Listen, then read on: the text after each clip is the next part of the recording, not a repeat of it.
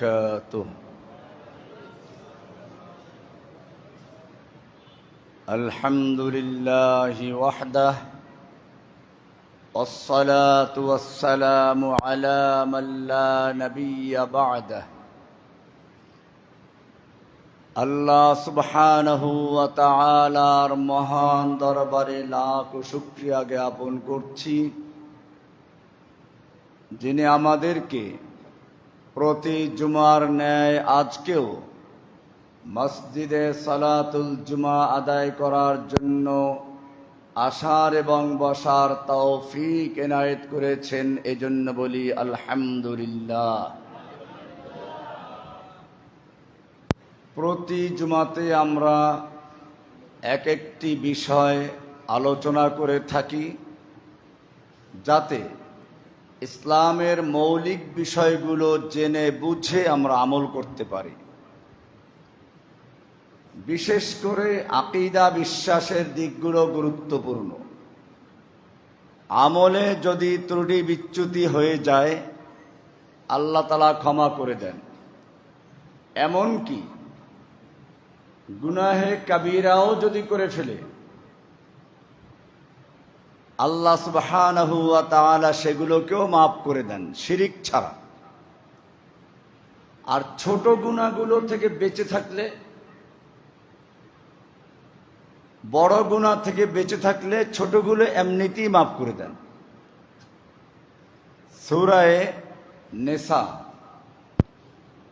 31 এবং 32 নম্বর আয়াত যদি আপনারা পড়েন, দেখবেন আগে অনেকগুলো বড় বড় গুনাহের আলোচনা করেছেন।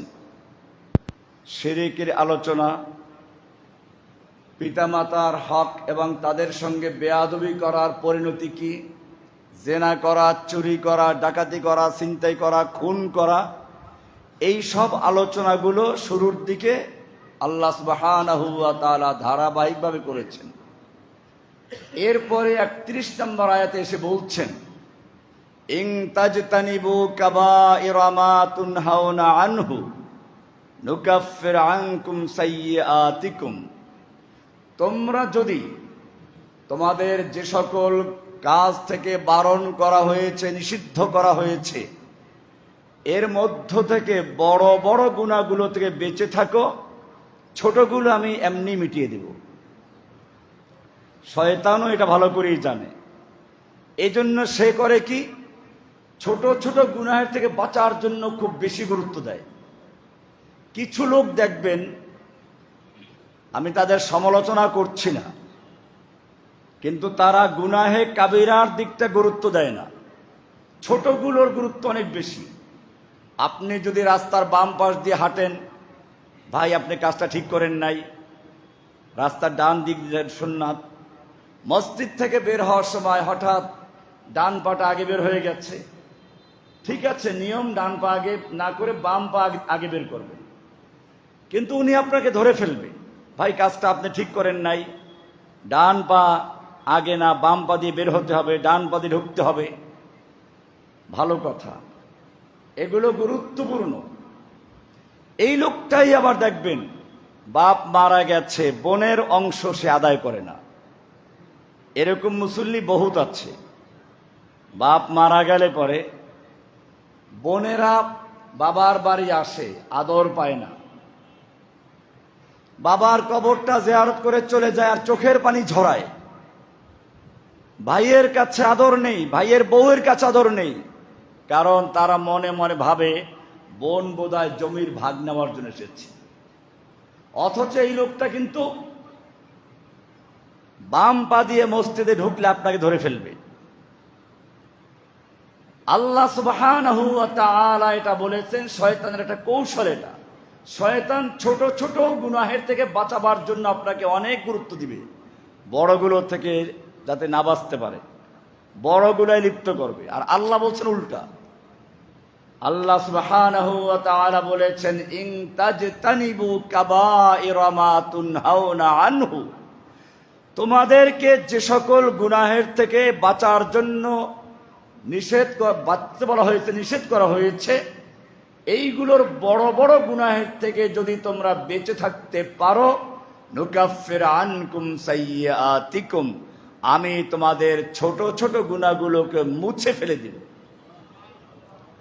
খালি মাফ কর বলে না, আল্লাহ শব্দ বলেছেন নুকাফির আনকুম সাইয়্যাতিকুম। এটা এরকম, আপনি একটা চাকরি করেছেন, সেখানে আপনার একটা কালো দাগ আছে, তার মানে আপনি কোনো অন্যায় করেছেন। এখন যত জায়গায় আপনি চাকরির জন্য যান, ওই অন্যায়টার কারণে, সেই কালো দাগের কারণে আপনার কোথাও চাকরি হচ্ছে না। যদি আপনার আমলনামায় গুনাহের দাগ থেকে যায়, কিয়ামতের মাঠে আল্লাহ মুমিনদেরকে ডান হাতে আমলনামা দিবেন, তারা বন্ধু বান্ধবকে ডাকবে খুশিতে, হা উমুকরাউ কিতাবিয়া, আসো আমার আমলনামা পড়ে দেখো কি সুন্দর আমল লেখা আছে, আমি কত ভালো কাজ করেছি, সব লেখা আছে, আল্লাহ আমাকে পুরস্কৃত করেছেন। কিয়ামতের মাঠে এরকম ডাকবে। কিন্তু আপনার আমলনামায় যদি গুনাহের কালো দাগ থাকে, আপনি তাহলে ডাকতে সাহস করবেন না, কারণ আপনি জানেন গুনাহগুলো এখনো রয়ে গেছে। আল্লাহ সুবহানাহু ওয়া তাআলা আপনাকে লজ্জিত করতে চান না, সেজন্য কোরআনে বলেছেন নুকাফির আনকুম সাইয়্যাতিকুম, যদি তোমরা বড় বড় গুনাহগুলো থেকে বেঁচে থাকতে পারো, আমি তোমাদের ছোট গুনাহগুলোকে একেবারে মুছে ফেলে দেব। এটা একটা আয়াত। আর যদি আপনি ভালো করে তওবা করেন, আল্লাহ বলছেন খালি মুছে দেব তা না, উলাইকা ইউবাদদিলুল্লাহু সাইয়্যাতিহিম হাসানাত, আল্লাহ তাদের ন্যাক আমলগুলোকে গুনাহগুলোকে ন্যাক আমলে তারা পরিবর্তন করে দিবেন, পরিবর্তন করে দিবেন। গুনাহ তো থাকবেই না, গুনাহগুলোকে আল্লাহ সুবহানাহু ওয়া তাআলা ন্যাকের দ্বারা বদলে দিবেন, পরিবর্তন করে দিবেন। এই কারণে একজন মুমিনের প্রথম কাজ হলো তার আকীদা, বিশ্বাসকে ক্লিয়ার করা, যাতে তার আকীদার মধ্যে শিরিক না থাকে। শিরিক নিয়ে যদি কেউ মারা যায়, সে যত নেক আমল করুক তার ক্ষমা নাই। অপরদিকে শিরিক নেই, অন্যান্য গুনাহ আছে, যদি জাহান্নামে যেতে হয় শাস্তি ভোগ করে হলেও সে এক সময় জান্নাতে যাবে। কোরআন সুন্দর করে বলেছে, সূরা নিসার 2 জায়গায় আয়াতটা আছে।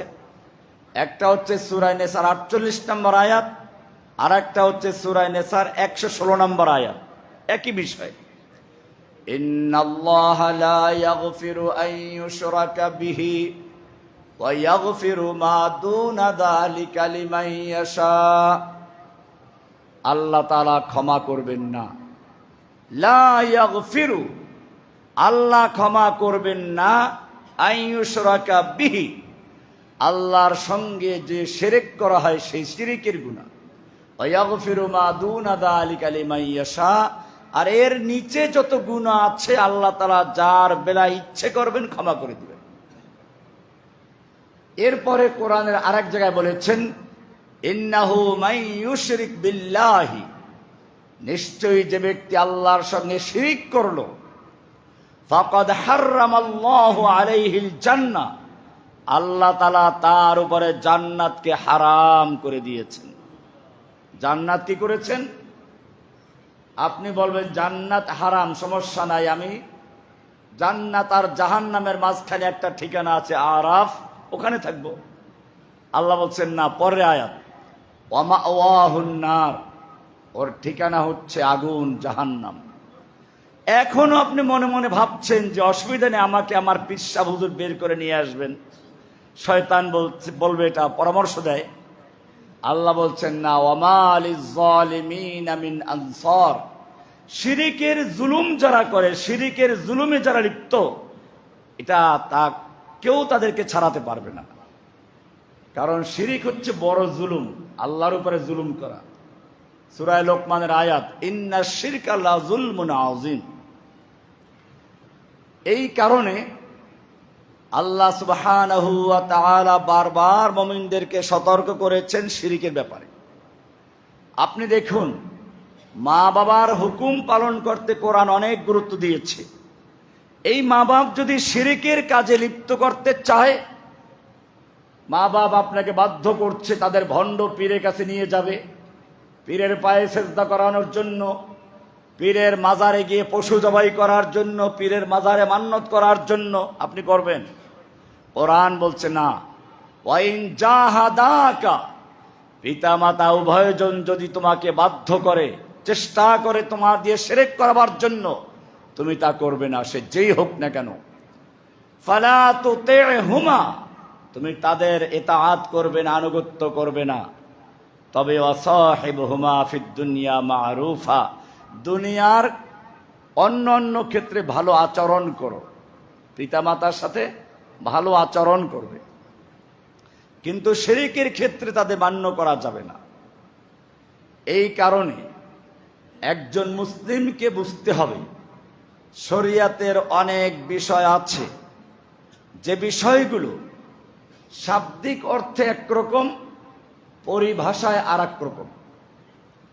মনে করুন বাংলা শব্দ কম্বল, আমরা কম্বল বলতে বুঝি শীতকালে যেটা গায়ে দেওয়া হয় গরমের জন্য, কিন্তু সিলেটে গিয়ে বলেন কম্বল, আপনি মার খাবেন, কারণ তাদের অন্য সব অর্থে ব্যবহার করে তারা এটাকে। তাহলে বোঝা যায় বাংলা ভাষাতেও বিভিন্ন জায়গায় পরিভাষা ভিন্ন ভিন্ন আছে, এটাকে বলে ওরফ। এক এক অঞ্চলে এক এক অর্থে ব্যবহার করা হয়। এরকম আর একটা হচ্ছে শাব্দিক অর্থ, আর একটা হচ্ছে পরিভাষা, ইসলামের পরিভাষা।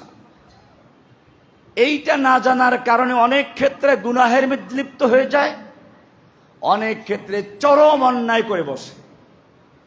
বর্তমান সময়ে আপনারা দেখবেন একজন বক্তা বলেছেন সাংবাদিকদের খুশি করার জন্য সংবাদ সম্মেলনে গিয়ে, যে নবী অর্থ হচ্ছে সংবাদ, নাবাউন থেকে সংবাদ, অতএব সংবাদ যিনি দেন তিনি সাংবাদিক, অতএব নবীও সাংবাদিক ছিলেন।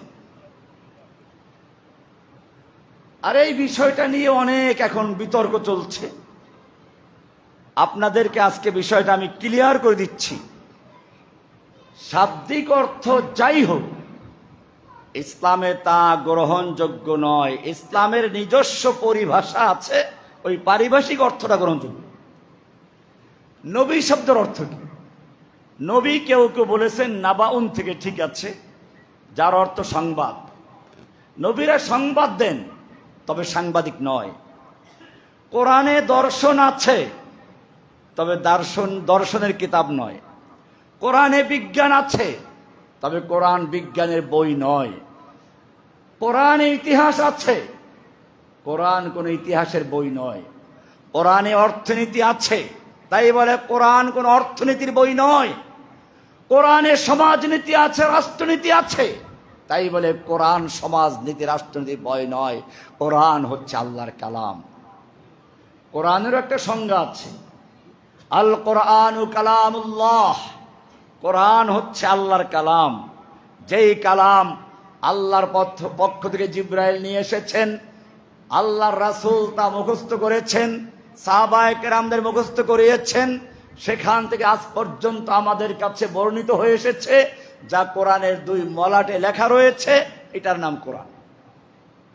এখন যদি কেউ বলে কোরআন মানে পড়া, করা ইয়াকরা মানে পড়া, কোরআন মানে বহুল পঠিত, অতএব যে বই সবচেয়ে বেস্ট সেলার, বেশি পড়া হয়, ওটা কোরআন বলা যাবে এরকম?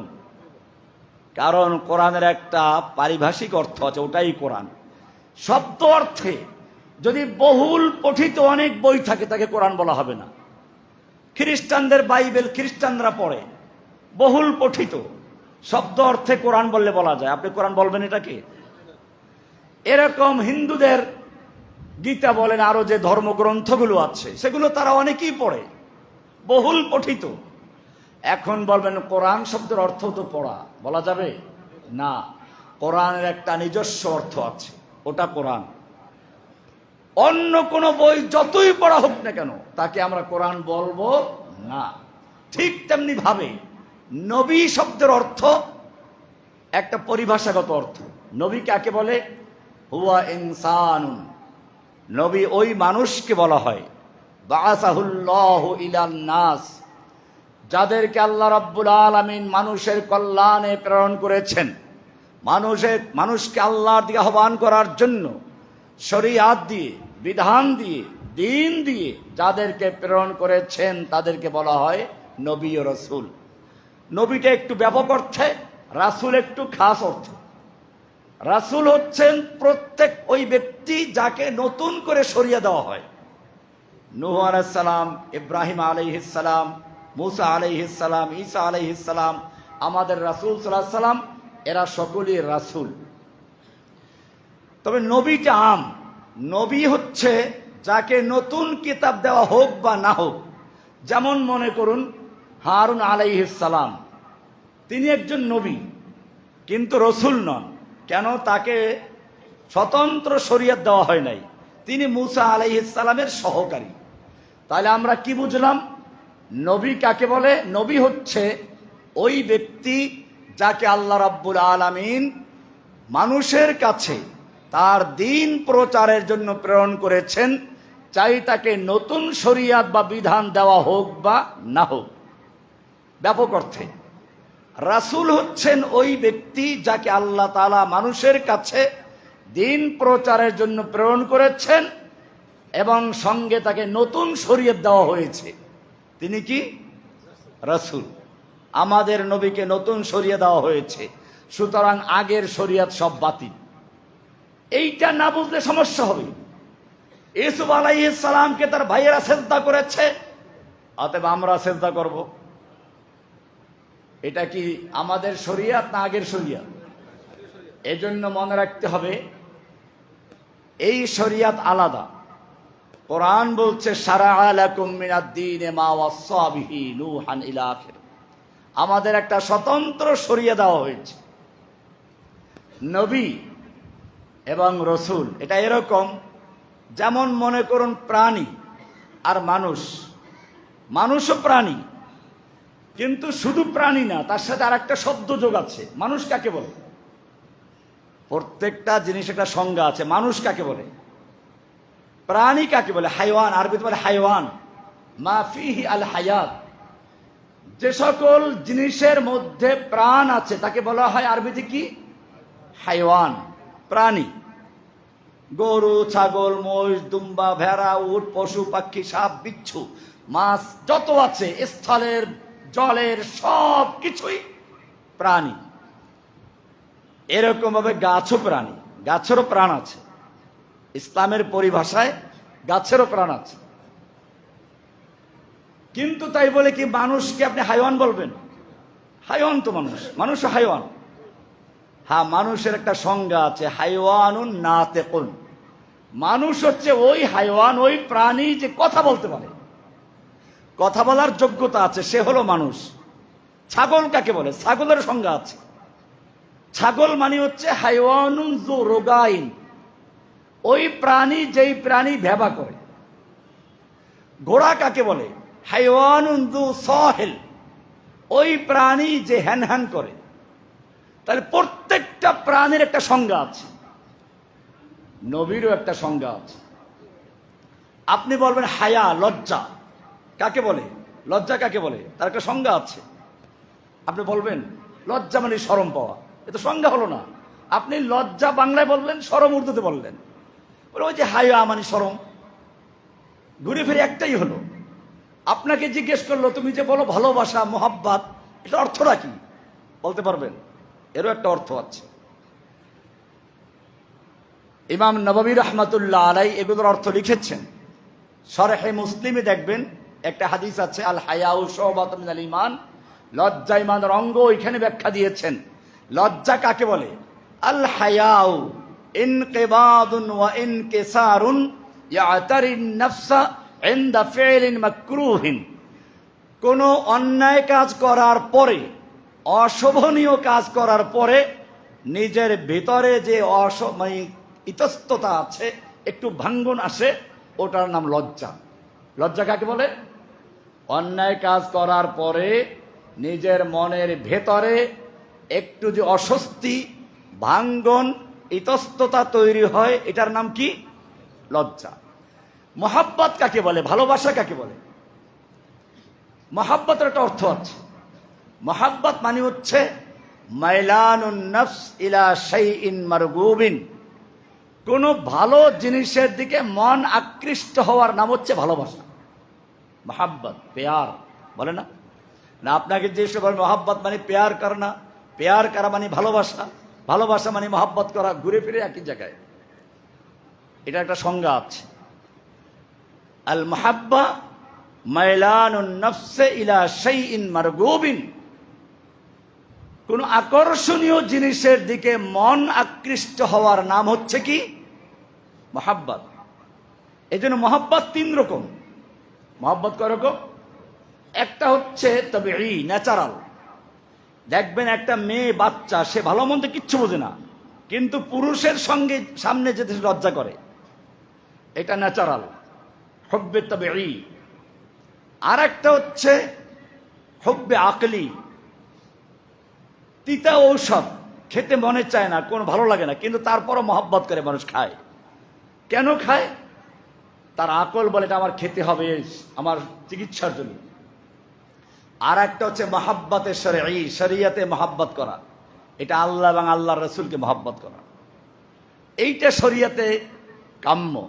এটা আল্লাহ রাসূল বলেছেন, লা ইউমিনু আহাদুকুম হাত্তা ইয়াকুনা হাওয়াহু তাবআন লিমা জিতু বিহি, লা ইউমিনু আহাদুকুম হাত্তা আকুনা আহাব্বা ইলাইহি মিন ওয়ালিদিহি ওয়া ওয়ালাদিহি ওয়ান নাসি আজমাইন।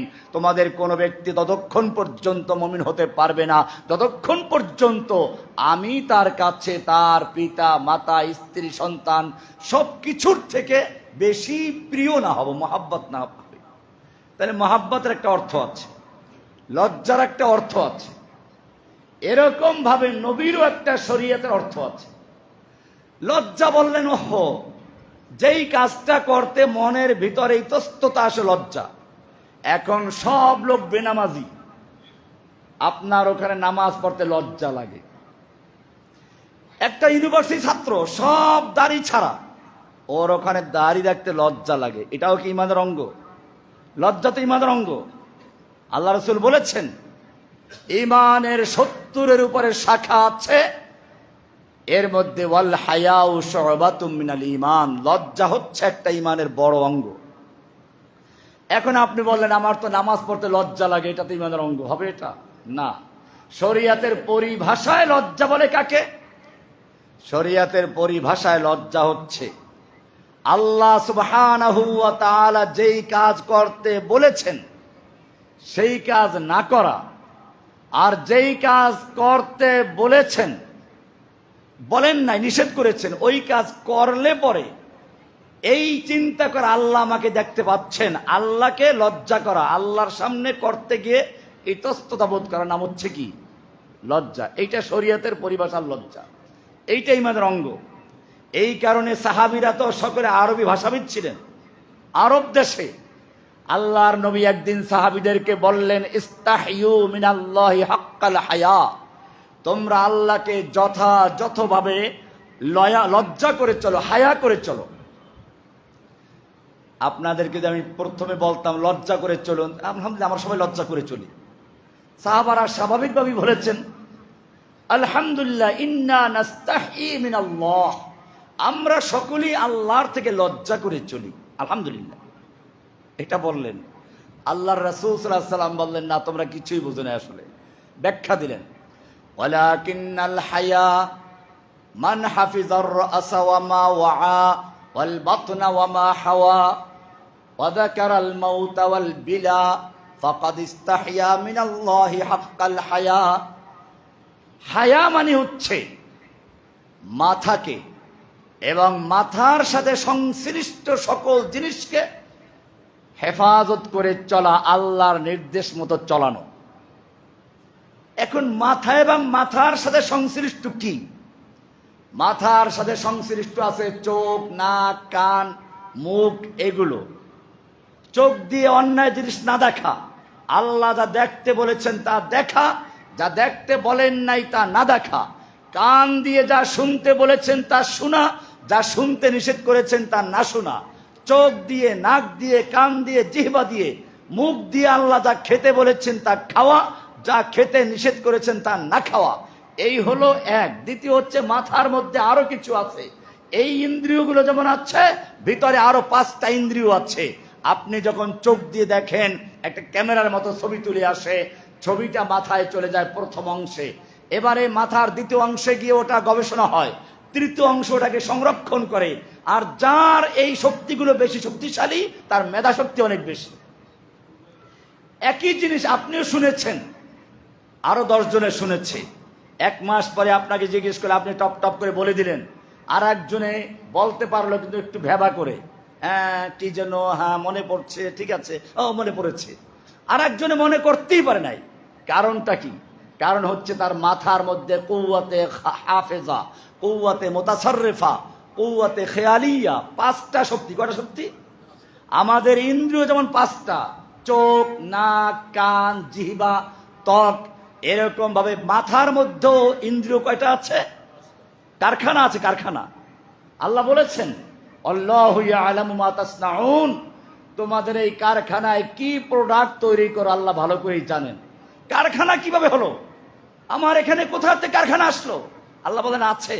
ওই যে তুমি রাস্তায় একটা সুন্দর মেয়েকে দেখলা, ক্যামেরার কাজ হলো, চোখের কাজ ছিল ছবি তুলে নেওয়া, তারপরে যে তুমি তার সাথে যোগাযোগ করলা, কথা বললা, তার বাড়ি গেলা, তার সাথে এই সম্পর্ক করলা, এইগুলো কোথায় তৈরি হয়েছে? তোমার এই ভিতরের কারখানায়। এই কারণে কোরআন বলেছে আল্লাহু ইয়ালামু মা তাসনাউন। এই সবগুলোকে উদ্দেশ্য করে আল্লাহ রাসূল বললেন, ওয়ালাকিন মান হাফিজার রাসা ওয়া মা হাওয়া, যেই ব্যক্তি তার মাথাকে এবং মাথার সাথে সংশ্লিষ্ট সকল জিনিসগুলোকে হেফাজত করলো, সংরক্ষণ করলো, ওয়াল বাতনা ওয়া মা হাওয়া, এবং পেটকে এবং পেটের সঙ্গে যা কিছু আছে তা হেফাজত করলো। পেটকে মানে পেটের ভিতরে আল্লাহ যা ঢুকাতে বলেন নাই তা ঢুকায় নাই, যা ঢুকাতে বলেছেন তা ঢুকিয়েছে। এইটা লজ্জা করা। আল্লাহ দেখতে পাচ্ছেন। আপনি যদি একজন প্রধানমন্ত্রীর সামনে দাঁড়িয়ে থাকেন আর মনে করেন সে দেখতে পাচ্ছে, আপনি সতর্ক হয়ে যান, তার নিষেধগুলোকে আপনি বেঁচে চলেন, আদেশগুলো পালন করে চলেন। আল্লাহ সুবহানাহু ওয়া তাআলা আপনাকে হুকুম করেছেন পেটের ভিতরে কোনো কিছু ঢুকান যাবে না হালাল ছাড়া। হালালও সবগুলো না। আপনি হালাল পাইলেন, পেট ভরে ভরে খাইলেন না, এটা খুব খেয়াল রাখবেন। অনেক সময় মানুষেরা করে কি, খাবার বেশি হয়ে গেছে, কয় খান খান নাহলে নষ্ট হয়ে যাবে, খেয়ে ফেলেন, কষ্ট করে খেয়ে ফেলেন নাহলে খাবারটা নষ্ট হয়ে যাবে। আপনি চিন্তা করেন না আল্লাহ রাসূল কি বলেছেন? আল্লাহ রাসূল বলেছেন, শাররু ফি আইন ইয়ামলাউ ইবনু আদম, বনি আদম যত পাত্রে খাবার রাখে তার মধ্যে সবচেয়ে খারাপ পাত্র হচ্ছে পেট। খারাপ পাত্র কি? তাহলে আপনি যদি পরিমাণ মতো খাওয়ার পরে বাকিটা না খান, কমপক্ষে আপনি খারাপ পাত্রে রাখেন নাই, ওটা কুকুরে খাবে, বিড়ালে খাবে, নইলে নষ্ট হয়ে যাবে। কিন্তু আপনি পেটের ভিতরে রেখে করলেন কি? খাবারটাও নষ্ট করলেন, পেটটাও নষ্ট করলেন। কয়টা নষ্ট করেছেন? আল্লাহ রাসূল কি বলেছেন?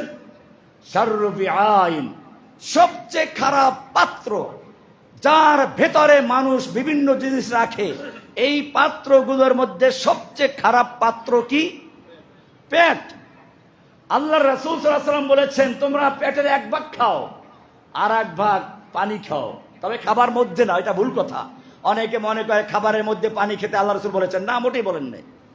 খাবারের পরে পানি খাওয়া। আল্লাহ রাসূল খাবার আগে পানি খেতেন, খাবারের পরে গিয়ে পানি খেতেন। এখন ডাক্তার এটাই বলে, খাবারের 10 মিনিট আগে পানি খেয়ে নেন, খাবারের 10 মিনিট পরে পানি খান, খাবারের মধ্যে পানি না খাওয়া। তো যাই হোক, ওয়াল বাতনা ওয়া মা হাওয়া, পেট এবং পেটের সঙ্গে যা আছে তা হেফাজত করো। এক তো পেটের ভিতরে কোনো হারাম জিনিস ঢুকানো যাবে না, দ্বিতীয়ত হালাল জিনিসও যা পাইবেন সব ঢুকাবেন না, যতটুকু প্রয়োজন অতটুকু হবেন। এর বেশি ঢুকানো মানে হচ্ছে আল্লাহ রাসূলের ভাষায় আপনি সবচেয়ে খারাপ পাত্রে বেশি করে রাখলেন। অন্য জায়গায় না খাইলে পরে, অতিরিক্ত না খাইলে পরে হয়তো ওটা কুকুরে খাবে, বিড়ালে খাবে, নাহলে পিঁপড়ায় খাবে, কত প্রাণী আছে। এই জন্য বলা আছে, তোমরা হাড্ডি খেয়ে, মাংস খেয়ে হাড্ডি পানিতে ফেলো না, ওটা তোমরা শুকনো জায়গায় রেখে দাও, ফেলে দাও। কারণ ওর মধ্যে অনেকের খাবার আছে, পিঁপড়ার খাবার আছে, কুকুরের খাবার আছে, পানিতে ধুইলে আর ওই খাবারটা স্বাদ থাকবে না। ওয়াল বাতনা ওয়া মা হাওয়া, পেট এবং পেটের সঙ্গে যা আছে লজ্জাস্থান সহ। এখন তো বুঝতে পেরেছেন কত গুরুত্বপূর্ণ কথা। এরপরে বলেছেন ওয়া যাকারাল মাউতা ওয়াল বিলা, এরপরে সে মরে যাবে, মরে যাওয়ার পরে আবার তার পুনরুত্থান হবে, তার হাড্ডি পচে যাবে, গলে যাবে, এরপরে আবার তাকে উঠতে হবে, এই কথা বিশ্বাস করা। আল্লাহর নবীর সঙ্গে মক্কার কাফেরদের যেই কয়টা বিষয়ে দ্বিমত ছিল, এখানের মুসল্লিদের কাছে আশা করি সব ক্লিয়ার হয়ে গেছে। তাওহীদ একটা, রিসালাত দ্বিতীয়টা, আর একটা আছে আখিরাত। তারা বিশ্বাস করত, তাদের মধ্যে কয়েকটা গ্রুপ ছিল, যেমন এখনো আছে প্রকৃতিবাদী, এরকম ভাবে সময়ের পরিবর্তন বিবর্তনবাদী। এটার উপরে আমার এই মাসের 31 তারিখ একটা আলোচনা আছে কাকরাইলে, ডিপ্লোমা ইঞ্জিনিয়ার্স ইনস্টিটিউশন, আগামী মানে এই শেষ শুক্রবারে, ওখানে আপনারা গেলে পাবেন, বিস্তারিত আলোচনা হবে। তো যাই হোক, আমি এই সংক্ষিপ্ত সময়ে ওটা বিস্তারিত বলতে পারবো না।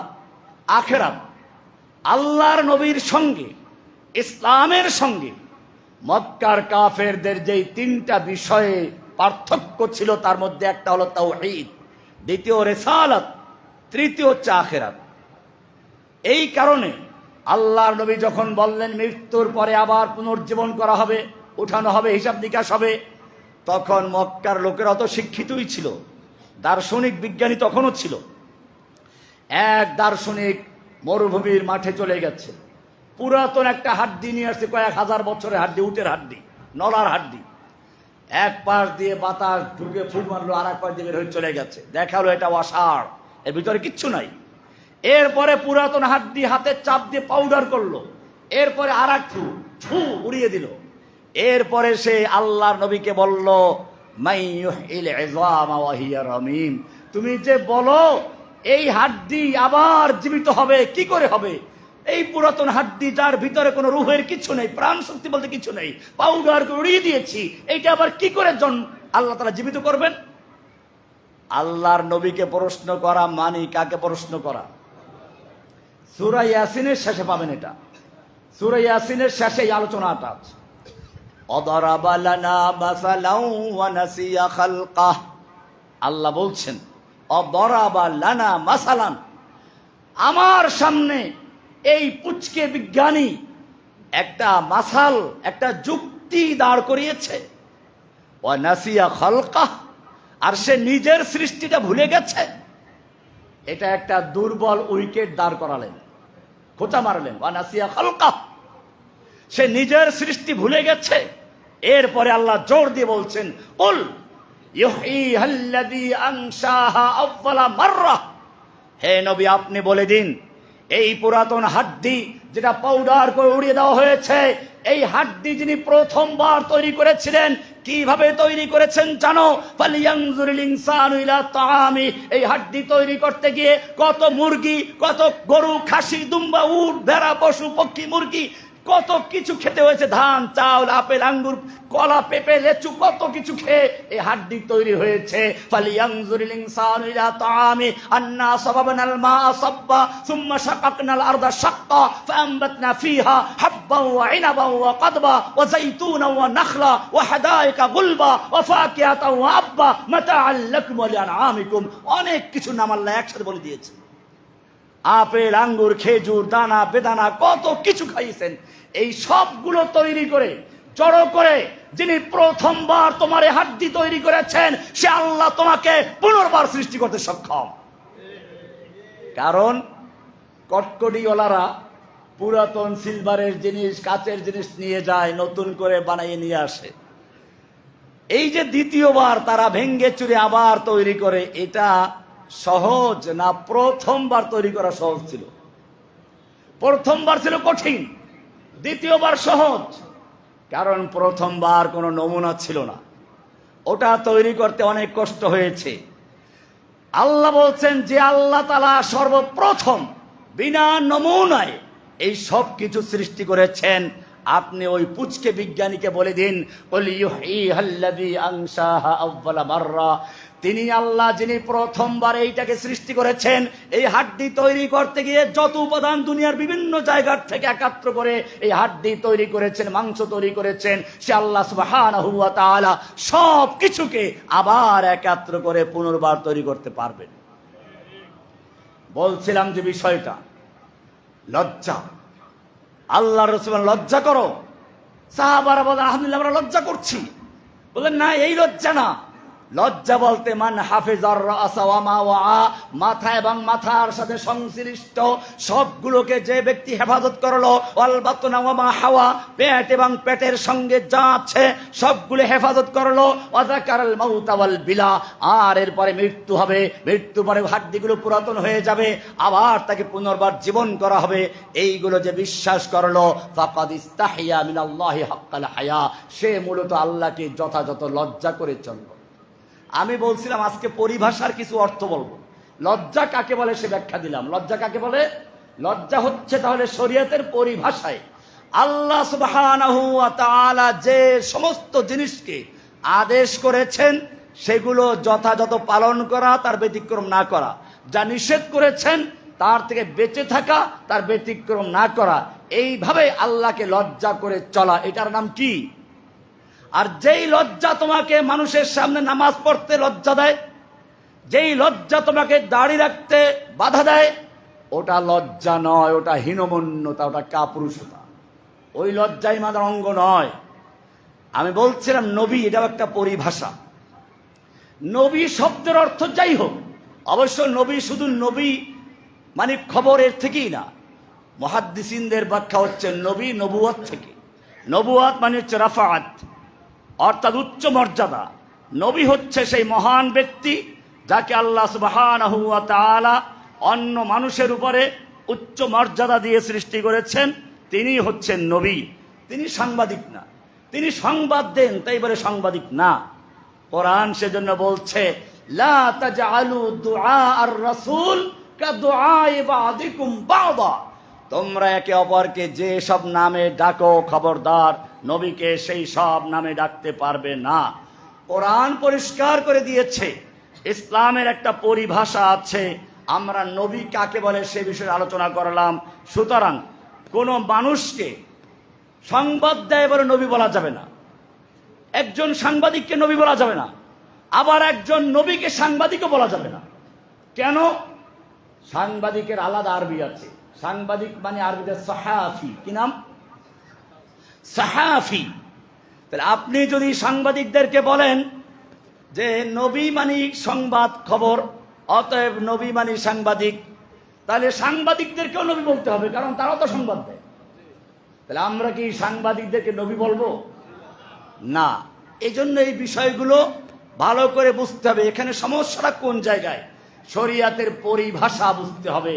শরিয়াত শব্দ অর্থ যাই হোক না কেন, পরিভাষায় যে অর্থ, ওই অর্থ উদ্দেশ্য করতে হবে।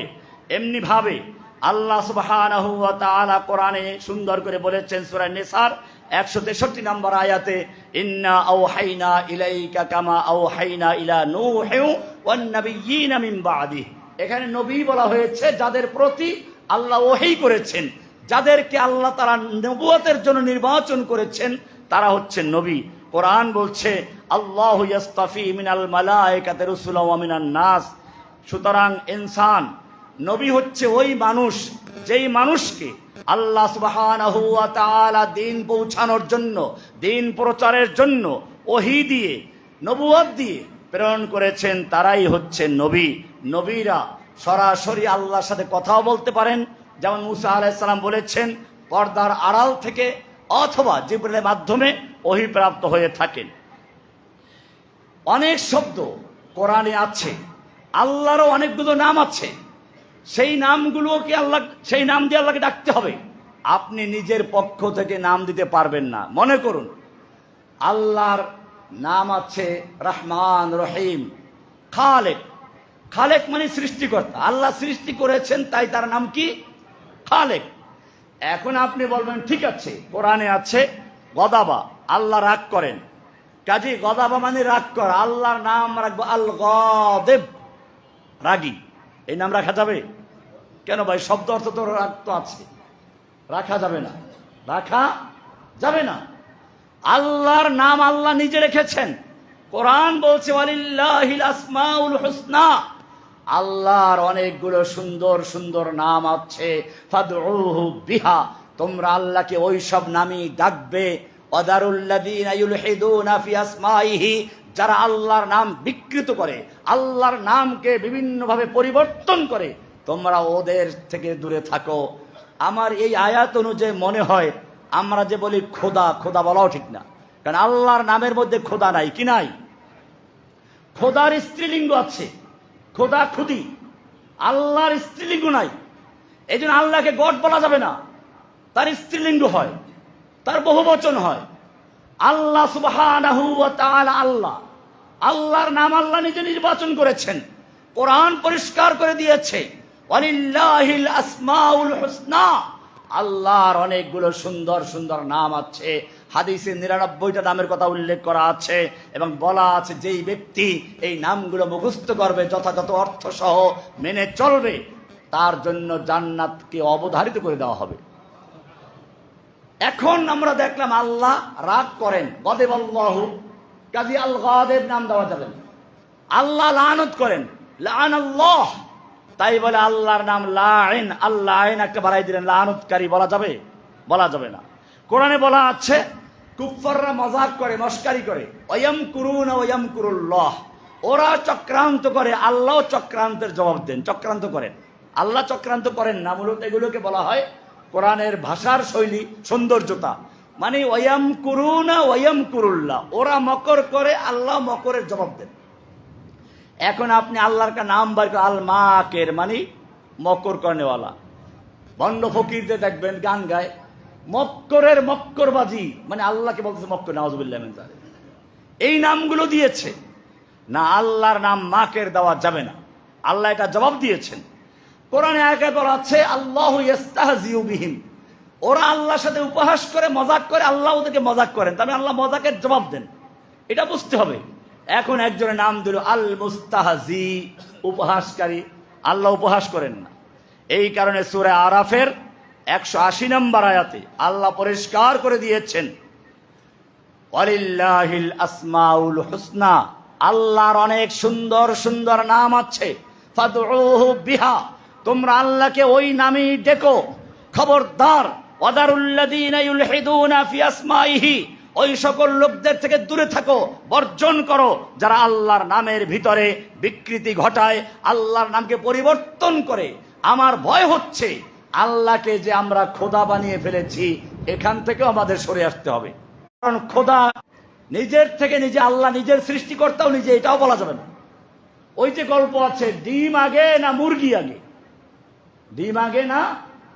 যদি বলেন ডিম আগে, তাহলে প্রশ্ন, ডিমটা পারলো কে? মুরগি তো নাই, ডিম আগে। যদি বলেন মুরগি আগে, তাহলে মুরগি আসলো কোত্থেকে? ডিম তো নাই। এর কোনো জবাব আছে? এটাই হচ্ছে আল্লাহ, আল্লাহ, আল্লাহর আগে কিছু নাই, জিরো। কোরআন বলছে আম খুলিকু মিন শাইইন আম হুমুল খালিকুন, যারা আল্লাহর সৃষ্টিকর্তাকে তালাশ করো, তুমি নিজে আগে চিন্তা করো, তুমি কোত্থেকে এসেছো? তুমি কি শূন্য থেকে এসেছো? শূন্য কোন জিনিসকে সৃষ্টি করতে পারে না। আল্লাহর আগে জিরো। আল্লাহ, আল্লাহ, আল্লাহ আছেন, তিনি থাকবেন, এখানে আর কোনো প্রশ্নের সুযোগ নেই। তো সেজন্য আল্লাহ সুবহানাহু ওয়া তাআলা বলেছেন ওয়াদারুল্লাযীনা ইউলহিদুনা ফি আসমাইহি, তোমরা ওই সকল লোকদের থেকে দূরে থাকো, ওই সকল লোকদেরকে বর্জন করো যারা আল্লাহর নামের বিকৃতি ঘটায়। আল্লাহ যে নাম নিজের জন্য রাখেন নাই, এরকম নাম রেখে দেয়, এগুলো বর্জন করো। সেই কারণে আমাদের আজকে যে বিষয়গুলো অত্যন্ত গুরুত্বপূর্ণ, এই কারণেই মানুষ আর একটা জায়গায় বড় ভুল করেছে, যেই ভুলের কারণে সারা বিশ্বে মুসলমান মার খাচ্ছে। কোনটা সেটা? এটা বলতে গেলেই তখন কুফফাররা পিছনে লেগে যায়, কারণ ওরা জানে এতক্ষণ পর্যন্ত রহমানি যে কথা বলেছে এতে কোনো সমস্যা নাই। এখন যদি আমি বলি ইসলামে পারিভাষিক অর্থ উদ্দেশ্য, সালাত মানে কি? সালাত শব্দের অর্থ নিতম্ব হেলানো, আপনি কিছুক্ষণ নিতম্ব হেলাইলেন আর নৃত্য করলেন, বললেন সালাত আদায় করেছি, হবে? কেন হবে না? সালাত তো হয়েছে, শাব্দিক অর্থ না। সালাতের শাব্দিক অর্থ যাই হোক না কেন, পারিভাষিক অর্থ আছে, ইসলামে সেইটা গ্রহণযোগ্য। আর তা হচ্ছে তাকবীরে তাহরিমে দিয়ে শুরু হবে, সালাম দিয়ে শেষ হবে। এই সালাত আল্লাহ রসুল শিখিয়েছেন, এই সালাত আল্লাহ রসুল শিখিয়েছেন। কোরআন বলছে আকিমুস সালাত। এবারে সালাত কেমনে কায়েম করতে হবে রাসূল শিখিয়েছেন, কেমনে দাঁড়াতে হবে রুকু সিজদা সালাম পর্যন্ত। এখন যদি কোনো ব্যক্তি বলে যে সালাত কায়েম করতে বলেছে, সালাত পড়তে বলে নাই, এই রকম যদি কোনো ব্যক্তি বলে, সেই ব্যক্তি মুশরিক, জিন্দিক, সে ব্যক্তি মুরতাদ হতে পারে, মুসলমান হতে পারে না। কারণ সালাত ফরজ করেছেন কে? সালাত কেমনে আদায় করতে হবে শিক্ষা দিয়েছেন কে? রাসূল। পদ্ধতি রাসূলের, তরিকা রাসূলের। হজ করতে হবে, হজ মানে ইচ্ছে করা, হজ মানে ইচ্ছে করা। আপনি মনে মনে চোখ বন্ধ করে মক্কার ইচ্ছে করেন, হজ হবে? কেন? শাব্দিক অর্থ হয়ে গেছে না। শাব্দিক অর্থ যাই হোক, এটা উদ্দেশ্য নয়। উদ্দেশ্য হচ্ছে হজ মানে কি? মক্কায় গিয়ে এহরাম বেঁধে তারপরে মিনা, মুজদালিফা, আরাফা, এই সব জায়গায় 5 দিনে কতগুলো কাজ আছে, এই কাজের নাম হজ। ওইটা যে করবে সে হাজী সাহেব, ওইটা যে করবে না মনে মনে হজ করলো, তাকে হাজী সাহেব বলা যাবে না। এমনি ভাবে সালাত, যাকাত, হজ, সিয়াম সবগুলো পারিভাষিক অর্থ উদ্দেশ্য, শাব্দিক অর্থ উদ্দেশ্য নয়। এমনি ভাবে জিহাদ ইসলামের একটা পরিভাষা, জিহাদ ইসলামের একটা পরিভাষা। শব্দের অর্থ চেষ্টা করা।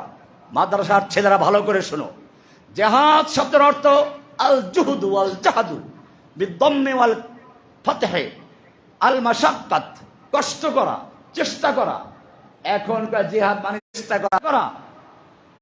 সাহাবায়ে কেরামদের সামনে যখন মদিনার আওয়াজ আসতো হাইয়া আলাল জিহাদ, জিহাদের জন্য তৈরি হয়ে আসো, তখন লৌহ বর্ম পরে, মাথায় হেলমেট পরে, ঘোড়া প্রস্তুত করে, তলোয়ার নিয়ে, অস্ত্র নিয়ে তারা যুদ্ধের ময়দানে ঝাঁপিয়ে পড়তেন। এটা ছিল জিহাদ। এটা হচ্ছে ইসলামের পরিভাষায় অর্থ। এটাকেই দুশমনরা ভয় করে। আপনি জিহাদকে নিয়ে গেছেন মনের জিহাদ, নফসের জিহাদ। আর কুফাররা কয় ভালো কথা, নফসের জিহাদ করো, আমরা তোমাদেরকে মারবো, তোমরা কিছু বলতে পারবা না।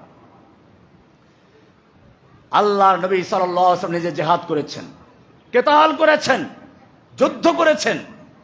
জিহাদ মানে এমনি আপনি সত্য কথা বলেন, ঠিক আছে, লেখালেখি করেন, ঠিক আছে, কিন্তু ওই নিতম্ব হেলালে পরে নৃত্য করলে যেমন সালাত হয় না, যদিও শাব্দিক অর্থে সালাত ঠিক আছে। সিয়াম মানে বিরত থাকা। আপনি কিছুক্ষণ খানা পিনা বন্ধ করে বিরত রইলেন, তাকে সিয়াম বলা হয় না। এটা বুঝতে পারলেন? জিহাদ কেন বুঝেন না? জিহাদ মানিও শুধুমাত্র কথার জিহাদ, কলমের জিহাদ, এই সমস্ত নয়। জিহাদ মানে হচ্ছে কিতালুল আদুফে লিইলাই কালিমাতিল্লাহিল উলিয়া লিইদামিল ফিতনা, দুনিয়ার বুক থেকে ফিতনা ফাসাদকে চিরতরে মিটিয়ে দেওয়ার জন্য, যত রকমের অশুভ শক্তি আছে সব ধ্বংস করার জন্য যে বিধান রয়েছে তার নাম জিহাদ।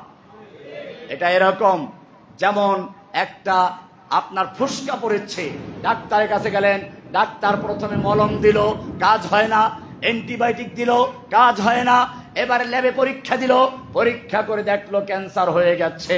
এখন ডাক্তার বলে ভাই রে ভাই, এই অংশ তোমার কেটে ফেলতে হবে, হাতটা কেটে ফেলতে হবে, ক্যান্সার হয়ে গেছে, যদি এটা না কাটো ক্যান্সার গোটা দেহে ছড়িয়ে পড়বে, মরে যাবে তুমি। যাও বাড়ি গিয়ে 2 লাখ টাকা নিয়ে আসো।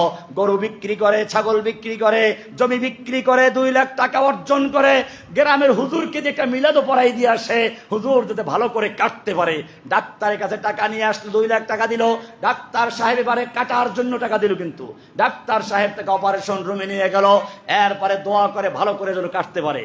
কাটলো, অঙ্গহানি ঘটালো, কোনো পাগলও প্রতিবাদ করে নাই, আজ পর্যন্ত বলে নাই ডাক্তার কেন তার রুমের ভেতরে একটা রোগী লোককে নিয়ে অঙ্গহানি ঘটাচ্ছে, অঙ্গচ্ছেদ করছে, হাত কেটে ফেলেছে, পা পেটে কেটে ফেলেছে, এই কথা বলে কেউ? সকলেই বুঝে এই অঙ্গটা ক্যান্সার হয়ে গেছে, এটা না কাটলে পরে বাকি অংশ ক্যান্সার হয়ে যাবে। একজন ডাক্তার যেরকম ভাবে একটা লোকের দেহ নিয়ে চিন্তা করে, ইসলামের দৃষ্টিতে গোটা দুনিয়ার মানব জাতি একটা দেহ সমতুল্য, একটা অঙ্গ সমতুল্য। এইখানে যদি কোনো একটা মানুষ ক্যান্সার হয়ে যায়, দুনিয়ার থেকে তাকে অপারেশন করে ফেলে দাও, যদি তাকে ফেলে না দেওয়া হয় ওই ক্যান্সার গোটা দুনিয়াকে আক্রান্ত করবে, ফিতনা ফাসাদ ছড়াবে। এই যে ক্যান্সারকে অপারেশন করা, এটার নাম হচ্ছে জিহাদ। মুসলমান ভুলে গেছে সেই জিহাদকে। মুসলমান ভুলে গেছে ইহুদি একটা ক্যান্সার। এই ক্যান্সারের একমাত্র চিকিৎসা হচ্ছে জিহাদের মাধ্যমে, কেতালের মাধ্যমে দুনিয়ার থেকে ইহুদিদেরকে বিদায় করে দেওয়া। হিটলার এটা বুঝেছিল।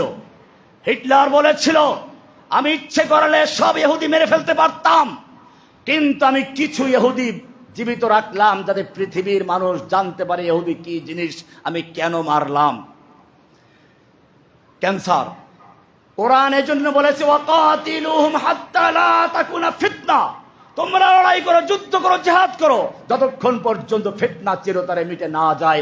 নবীকে আল্লাহ বলছেন, ইয়া আইয়ুহান নাবিয়্যু জাহিদিল কুফফারা ওয়াল মুনাফিকিনা ওয়াগলুজ আলাইহিম, হে নবী আপনি কাফেরদের বিরুদ্ধে যুদ্ধ করুন, জিহাদ করুন, জিহাদ করুন, কঠোর হন, যেন তারা আপনাকে বুঝতে পারে আপনার শক্তি কতটুকু আছে, শক্তি অর্জন করা। এজন্য আজকে আমি আলোচনা করেছি পরিভাষা নিয়ে। ইসলামের পরিভাষা নবী একটা পরিভাষা। এই নবী শব্দ আল্লাহর নবীদের ছাড়া অন্য কাউকে বলা যাবে না। শব্দ অর্থ যাই হোক, নবীকে সাংবাদিক বলা যাবে না। এরকম ভাবে জিহাদ ইসলামের পরিভাষা, সালাত, সিয়াম, হজ, যাকাত ইসলামের পরিভাষা। এই পারিভাষিক অর্থেই বুঝতে হবে, নিজের মন গড়া অর্থে বোঝা যাবে না। আল্লাহ সুবহানাহু ওয়া তাআলা আমাদের সকলকে বিষয়গুলিকে বুঝার এবং অবগত